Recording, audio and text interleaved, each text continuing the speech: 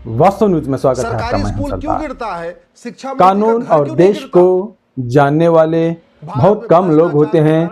जो जानने वाले होते हैं वो स्क्रीन पर बहुत कम आ जाया करते हैं, ताकि अब इसी तरह कहीं लोग जान के भी भारत देश के लिए अनजान रह जाते हैं।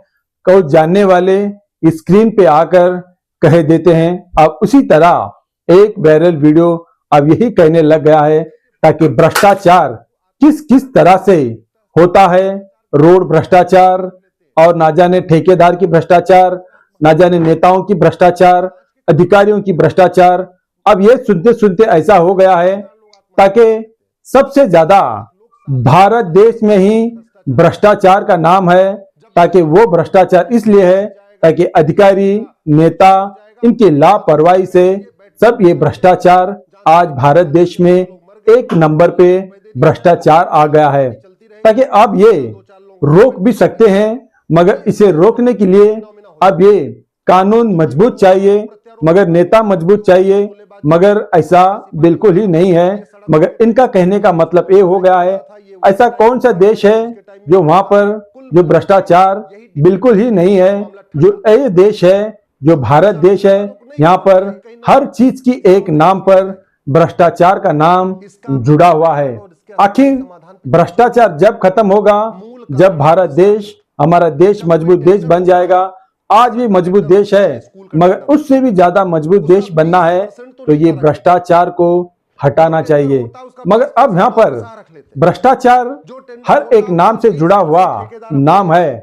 ताकि रोड पर भी भ्रष्टाचार, यानी कि रोड बनता है, कुछ दिन में बिगड़ जाता है, कुछ चेम्बरे बन जाते हैं और कुछ दिन के बाद टूट जाते हैं। और ना जाने गैर कानूनी धंधों पर अब इतनी भ्रष्टाचारी से अधिकारी जुड़े हुए हैं, ताकि गिनते गिनते अपनी जिंदगी कट जाती है, मगर गैर कानूनी धंधा बंद नहीं हो पाता, भ्रष्टाचार रोक नहीं पाते। आखिर रोकने के लिए यहाँ पर कह देते हैं रोक भी सकते हैं। रोकना कानून की क्या बस की बात नहीं है, ऐसा कई बात नहीं है। अगर कानून चाहे, नेता चाहे, अगर पत्रकार चाहे, तो ये भारत देश में भ्रष्टाचार क्यों नहीं बंद होता। तब इस भ्रष्टाचार पर हमने आपके सामने वायरल वीडियो का एक रिपोर्ट लाए हैं। आप भी अगर सुनेंगे तो भ्रष्टाचार किस तरह से होता है, भ्रष्टाचार से कितने लोग भागीदार है, इसी रिपोर्ट में आपके सामने लाएंगे। आइए देखेंगे एक रिपोर्ट। स्कूल गिर गया, बच्चे मर गए।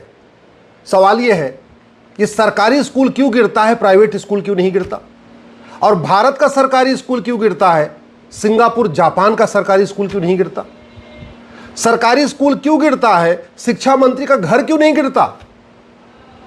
भारत में भ्रष्टाचार के कारण हर साल 5 लाख लोगों की मौत होती है। स्कूल गिरता है, मौत होती है। सड़क में गड्ढा होता है, गाड़ियों का एक्सीडेंट होता है, उससे मौत होती है। पुल टूट जाता है, उससे मौत होती है। नकली दवा खा के लोग मर रहे हैं। लोग नकली दूध, घी, मक्खन, पनीर खा के लोग मर रहे हैं। थाने के भ्रष्टाचार के कारण लोग आत्महत्या कर लेते हैं। तहसील के भ्रष्टाचार के कारण लोग आत्महत्या कर लेते हैं। फर्जी एफआईआर के कारण लोग आत्महत्या कर लेते हैं। फर्जी जांच के कारण आत्महत्या कर लेते हैं। मुकदमों के फर्जी फैसले के कारण लोग आत्महत्या कर लेते हैं। 5 लाख लोग साल में, हर साल मर रहे भ्रष्टाचार के कारण। जब भी कोई ऐसी घटना हो जाएगी, पुल गिर जाएगा, स्कूल गिर जाएगा, कुछ भी हो जाएगा, एक जांच कमेटी बैठा दी जाएगी। जांच कमेटी के बाद, उसके बाद जो लोग मर गए उनको 2-4 लाख रुपए दे दिया जाएगा। फिर जांच कमेटी चलती रहेगी। हो सकता है 2-4 लोगों को सस्पेंड भी कर दिया जाए। ये नेचुरल एकदम फिनोमिना हो चुका है। तू तो मैं होगा, आरोप प्रत्यारोप होगा, नूरा कुश्ती होगी, बतौलेबाजी होगी, तू चोर मैं सिपाही होगा। ये सड़क उसके टाइम में बनी थी, ये स्कूल उसके टाइम में बना था, ये उसके टाइम में बना था, ये उसके टाइम में बना था। कुल मिला के यही डिबेट होके और मामला ठंडा। तब तक 2-4 दिन के बाद उनको नई खबर आ जाएगी, कहीं नई किसी और जगह लोग मर जाएंगे। इसका मूल कारण और इसके अस्थायी समाधान पे चर्चा ही नहीं हो रही है। मूल कारण है भ्रष्टाचार।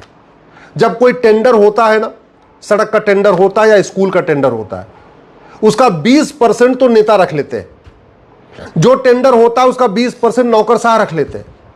जो टेंडर होता है उसका 20% ठेकेदार अपने लिए रख लेता है। तो 60% तो ऐसे निकल गया।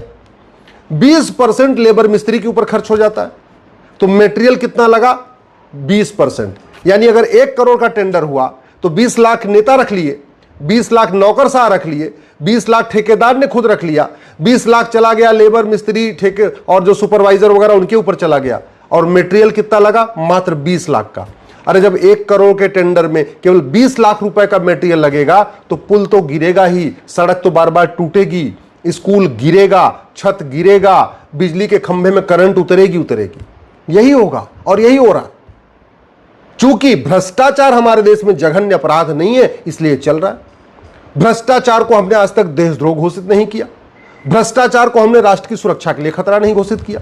सोचिए 5 लाख लोग हर साल मर रहे हैं भ्रष्टाचार के कारण, लेकिन इसको आज तक हमने राष्ट्र की सुरक्षा के लिए खतरा घोषित नहीं किया, इसको देशद्रोह तक नहीं घोषित किया है, इसको ऑर्गेनाइज क्राइम तक नहीं डिक्लेयर किया है।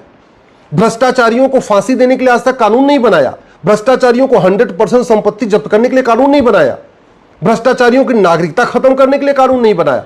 बस तू मैं होगा, आरोप प्रत्यारोप होगा, नूरा कुश्ती होगी, बतौलेबाजी हो जाएगी, 1-2 दिन के अंदर मैटर ठंडा हो जाएगा। यही काम नेता भी कर रहे, यही काम अभिनेता भी कर रहे, और दुर्भाग्यवश यही काम हमारी खबर पालिका में हो रहा है। सड़क, स्कूल गिरा, शाम की मैं डिबेट देख रहा था, सारी पूरी डिबेट में ये स्कूल कब बना था, किसने बनवाया था, कैसे बनाया था, शिक्षा मंत्री ने क्या बोला, विपक्ष के नेता ने क्या बोला, ले देगी। किसी पत्रकार की इतनी हिम्मत नहीं हुई कि ये बताओ भ्रष्टाचारियों को फांसी देने के लिए कानून कब बनेगा। किसी पत्रकार ने कभी डिबेट में पूछा ही नहीं, या किसी प्रेस कॉन्फ्रेंस में नहीं किसी नेता से पूछा कि भ्रष्टाचारियों की 100% संपत्ति जब्त करने, नागरिकता खत्म करने, आजीवन कारावास, फांसी देने के लिए कानून कब बनेगा। जब पूरी दुनिया में सबको पता है कि जितनी बड़ी नोट होती उतना ज्यादा भ्रष्टाचार होता है, और भारत में 83 करोड़ लोगों को तो मुफ्त में राशन देना पड़ रहा है, गरीबी रेखा के नीचे हैं। सरकारी आंकड़े कहते हैं कि 80% लोग 100 रुपए से कम खर्च करते हैं पर डे, मात्र 20% ऐसे लोग हैं जो 100 रुपए से ज्यादा पर डे खर्च करते हैं, और जो 20% 100 रुपए से ज्यादा खर्च करते हैं उनके पास एटीएम, पेटीएम, भीम, UPI, debit card, credit card है। फिर ये 100 रुपए से बड़ी नोट की जरूरत क्या है? मैं कई बार कह चुका हूं, 100 रुपए से बड़ी नोट बंद कर दे, 25% भ्रष्टाचार तुरंत खत्म हो जाएगा।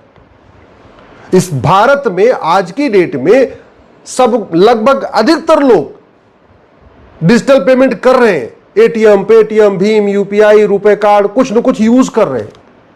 फिर 5,000 रुपए से ऊपर कैश लेन देन क्यों परमिट किया जा रहा? अगर कानून बना दें कि 5,000 रुपए से ऊपर कोई भी आदमी कैश में पेमेंट नहीं कर पाएगा, चाहे वो बिजली का बिल हो, चाहे वो कोई और बिल हो, चाहे वो गाड़ी खरीदना हो, चाहे पेट्रोल भरवाना हो, कुछ भी, अगर जहां 5,000 रुपए से ऊपर देना है वो कैश में नहीं होगा, किसी को दिक्कत भी नहीं होगी, सब लोग आराम से पे भी कर देंगे। और जैसे ये काम हम कर देंगे 25% भ्रष्टाचार और खत्म हो जाएगा। 50% भ्रष्टाचार केवल 2 काम से खत्म हो जाएगा, 100 रुपए से बड़ी नोट बंद कर दे और 5,000 रुपए से महंगे सामान का कैश लेन देन बंद कर दे। 130 करोड़ से ज्यादा आधार बन चुका है। ऐसा कोई परिवार नहीं जिसके घर में आधार नहीं, ऐसा कोई परिवार नहीं जिसके घर में बैंक खाता नहीं। 225 करोड़ खाते चल रहे हैं, जनसंख्या भारत की 150 करोड़ है, 225 करोड़ बैंक खाते चल रहे हैं। सारे अकाउंट मिला दीजिए आप, ये जनधन खाता मिला दीजिए, सेविंग अकाउंट ले लीजिए, करंट अकाउंट ले लीजिए, सारे अकाउंट मिला दीजिए तो 225 करोड़ बैंक खाते भारत में है। 55 करोड़ तो जनधन खाता है, जनधन खाता गरीबों का खुलता है। फिर प्रॉपर्टी को आधार से लिंक करने के लिए कानून क्यों नहीं बना रहे? 100 रुपए से बड़ी नोट क्यों नहीं बंद कर रहे? 5,000 रुपए से महंगे सामान का कैश लेन देन क्यों नहीं बंद कर रहे? और दूसरा, दुनिया के कई देशों में भ्रष्टाचार को जघन्य अपराध घोषित किया गया है, हमारे देश में जघन्य अपराध क्यों नहीं है?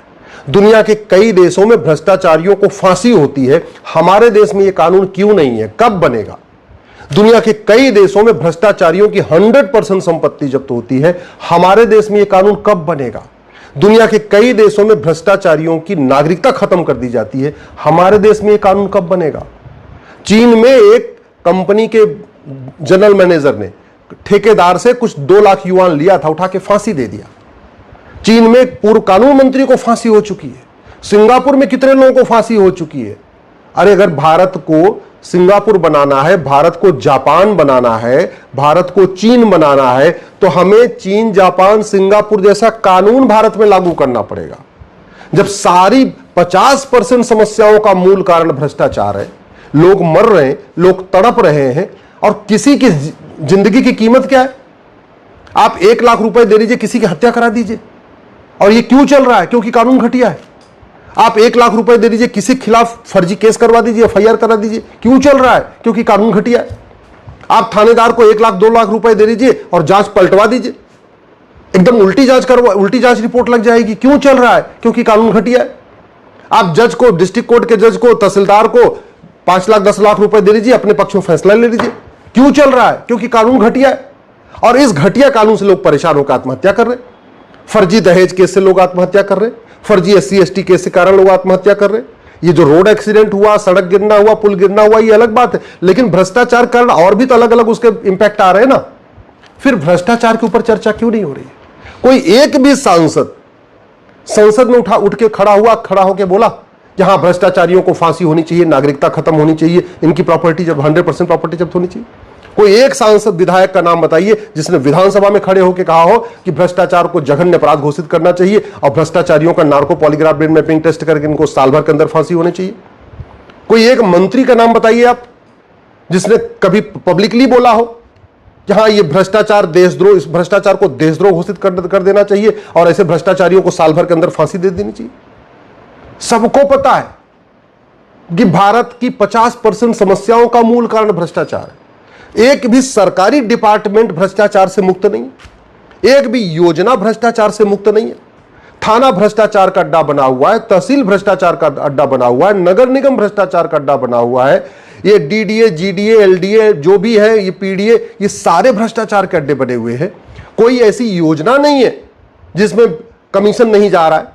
इसके बावजूद हम इसकी बात ही नहीं कर रहे कि बस तू मैं करेंगे, आरोप प्रत्यारोप करेंगे, नूरा कुश्ती करेंगे, बतौलेबाजी करेंगे। और सबसे बड़ी बात ये, आखिर क्या कारण है कि जो समस्या भारत में है सिंगापुर में नहीं है, जो समस्या भारत में जापान में नहीं है, जो समस्या भारत में वो जर्मनी में नहीं है, जो समस्या भारत में वो अमेरिका में नहीं है? तो भारत की कोई समस्या लाइलाज तो नहीं है, भारत की कोई समस्या विश्वव्यापी तो नहीं है, लेकिन कानून बदलने पे कोई चर्चा नहीं होगी। मैं आग्रह करता हूं, ये जो भारतीय न्याय संहिता है इसमें एक चैप्टर जोड़िए करप्शन के लिए। भ्रष्टाचार को देशद्रोह घोषित करिए, भ्रष्टाचार को ऑर्गेनाइज क्राइम डिक्लेयर करिए, भ्रष्टाचार को राष्ट्र की सुरक्षा के लिए खतरा घोषित करिए, भ्रष्टाचार को देश की एकता अखंडता के लिए खतरा घोषित करिए और भ्रष्टाचार को वेजिंग वॉर डिक्लेयर करिए। भ्रष्टाचारियों की 100% संपत्ति जब्त करने, नागरिकता खत्म करने और फांसी देने के लिए कानून बनाइए। भ्रष्टाचार खत्म हो जाएगा। ये जो हर साल 5 लाख लोगों की मौत हो रही है, ये 5 लाख लोग बच जाएंगे, नहीं तो मरते रहेंगे।